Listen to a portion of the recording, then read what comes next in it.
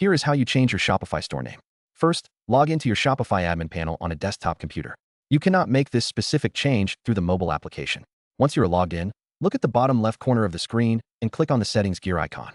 This will open a menu where you need to select a section labeled Store Details. You will find this at the very top of the settings list in most layouts. Inside the Store Details page, you will see a Profile section.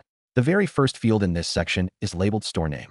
Simply click into the text box, delete your old business name, and type in your new one.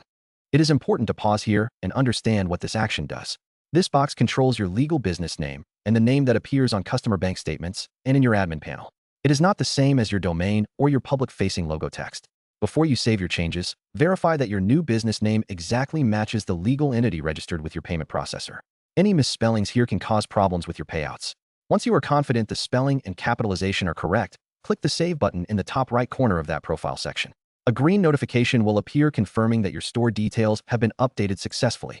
Finally, remember that changing the name here does not automatically update your custom domain. If you want to change the URL customers type into their browser, you must purchase a new domain and set it as your primary connection in the Domain Settings menu. You should also manually update your logo in the theme editor, as well as any text in your email templates and legal pages where the old business name is hard-coded.